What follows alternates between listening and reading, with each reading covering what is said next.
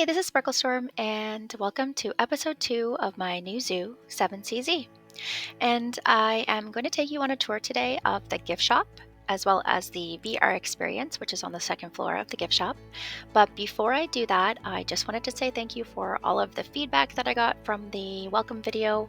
I got a lot of suggestions for how to fix some of the things that were really not working so well for me in the first video. And so just before we head into the gift shop, I wanted to take you on a quick tour of a couple of the things that I changed based on your suggestions.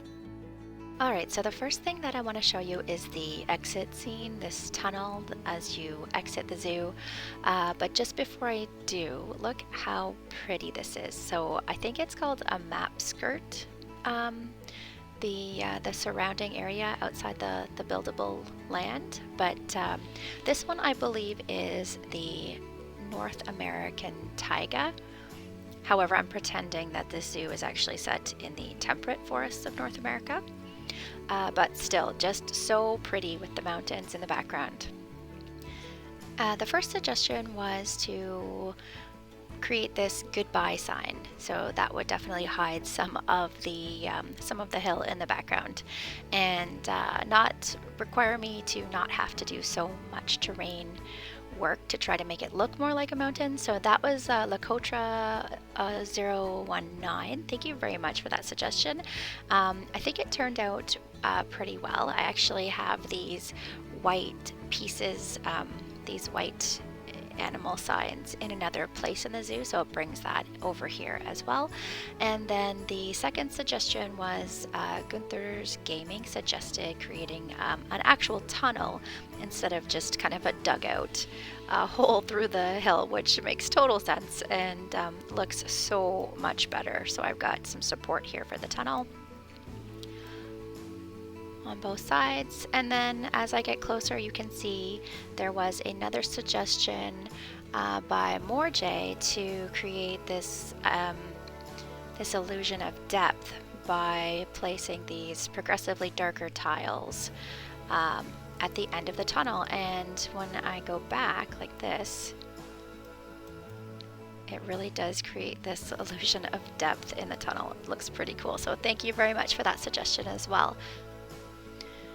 Another suggestion was to move the spawners from the edges of the parking lot into the area where the vehicles are. I could place some spawners under the vehicles, or maybe there was a few people had suggested a bus spawner.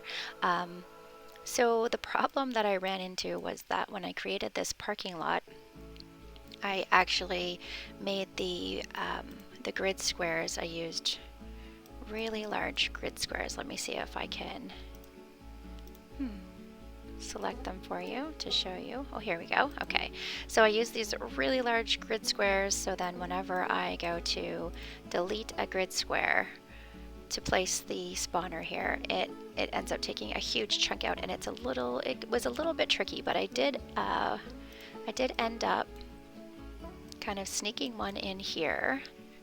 And then I just had some ugly little sections here show up that that I couldn't get rid of as I connected some of the pavement path around it. So just covered some of those up with some larger vehicles. Found these very cool trucks by a creator named Hi, I'm Elim. And so those ones worked really well to cover kind of the full length of these parking spaces. And then the other little trick was to use some of these moss decals to look like pavement, so just to cover up some of the area here. Whoops. Oh my goodness, I just want to grab this one. Where the grass is peeking through, and the car wasn't quite long enough to extend all the way over it. So if I just cover those up, don't look great, whoops, from close up, but you really can't tell from up here. So let's get started on episode 2, the gift shop and the VR experience. And I just wanted to enter this way again because I just love having these elephants here in the entranceway walking into the zoo alongside all of the guests. We also do have our little penguins over here as well for a little photo op. Now these ones might seem out of place here, and I'm going to show you why they're here. I have this little piece of path that I cannot get rid of no matter what I do with the paths, trying just to make this disappear. I cannot, so I just cover it up with one of these little statues. Easy fix. All right, here we go. We've got our gift shop, and you can see the floor mat of the modular souvenir shop just kind of glitching there as I move forward. So I must just not have my floor raised high enough to hide that, but I just ignore that because I don't want to raise my floor up anymore, or my guests' feet will just sink right into it.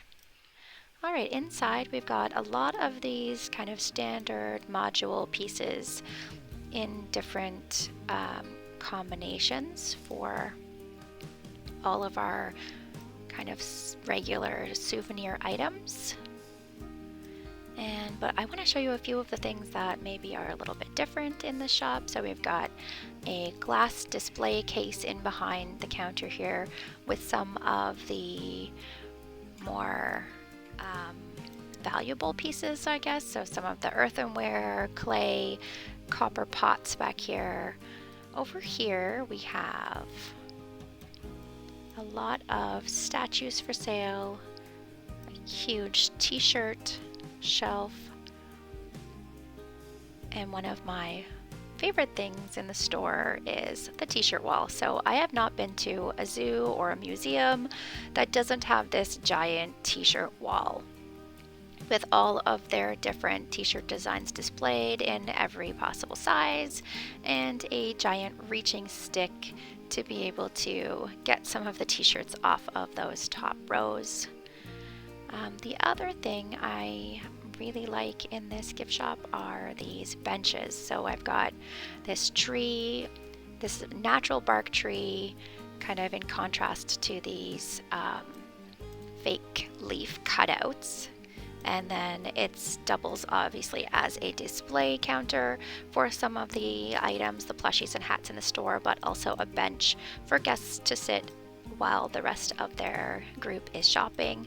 It doesn't work actually for the guests to sit on it because I can't place a bench inside the gift shop, but it gives the appearance of a bench. So, and that's what this gift shop is all about, not functionality, but just aesthetics, because I actually did have to close this gift shop.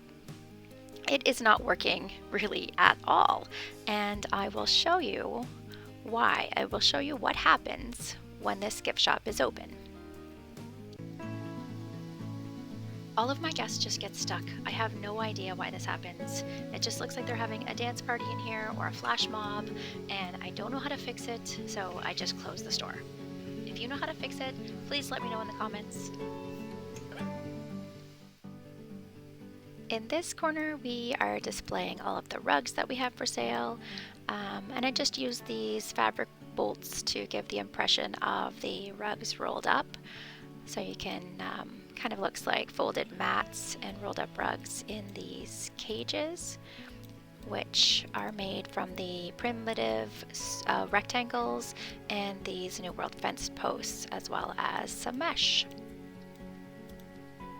So I've also used those fence posts over here to create this poster holder. So we've got all of the different posters for sale on display on the wall, and you can grab one in a tube or off of this poster rack, which again is made with the primitive rectangles, signpost just sunk into the floor, and then these fence posts that have just these two little kind of hinge spots on them, or attachment spots, and then not just repeated across and flipped around and duplicated to create all of these different little kind of clasps for the posters to hang on.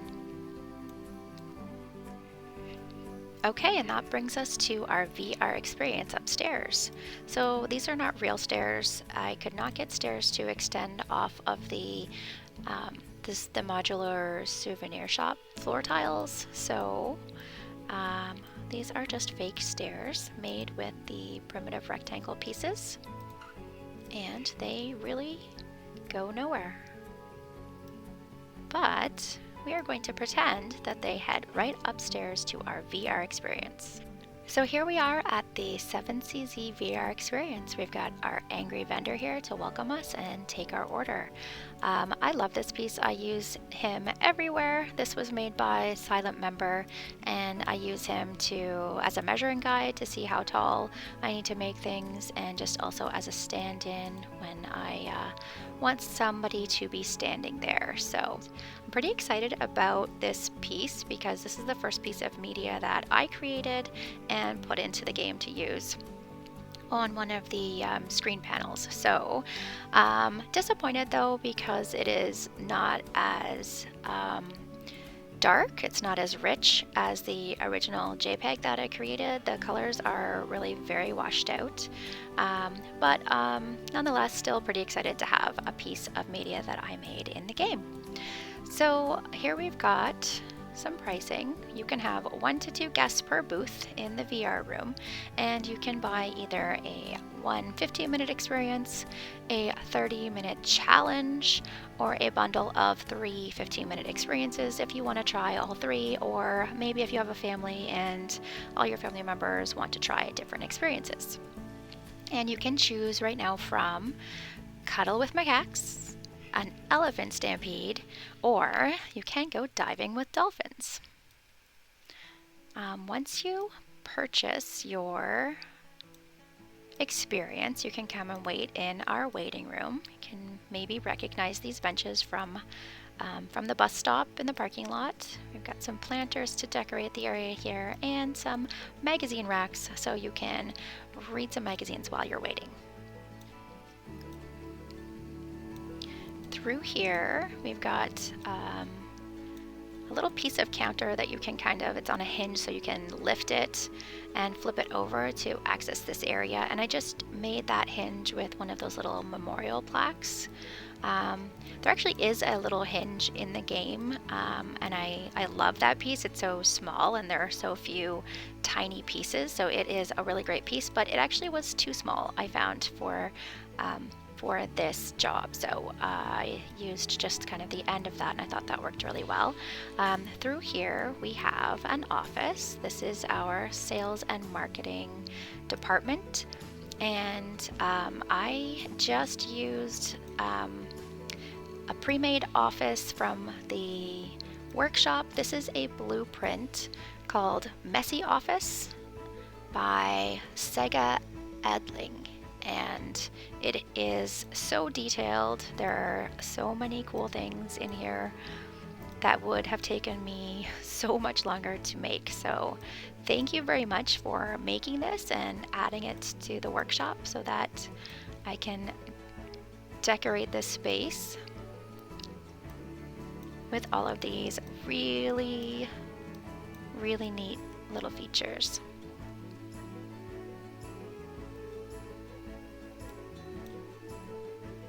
And when it's time for your VR experience, you're just going to head right through this door into our VR booths and head to the booth that you are assigned to. So let's say we'll just head into booth 1 right here and have a seat in one of these very cool chairs. These were made by, they're part of an office pack made by Shiftzie. So you're going to head right in here and have a seat and put on your VR headset. So these headsets are actually made from a set of headphones that were created by Sparrow for an educational headphone center, and they are really awesome. And when I saw them, they just immediately gave me this idea for a VR headset. So this is actually the entire reason that I've created this whole space, is that the inspiration that I got for this VR headset when I saw Sparrow's headphones. So I just grabbed this piece and duplicated it and just added 2 more on, just rotated it and added 2 more on for the visor portion of the headphones. So these booth dividers are made with just these are the Indonesian timber pieces stained, so they are recolored to black, and all of the edging is done with the gutter pieces, also recolored to this dark gray color. I actually had made these room dividers for the offices that are on the opposite side of the zoo entrance.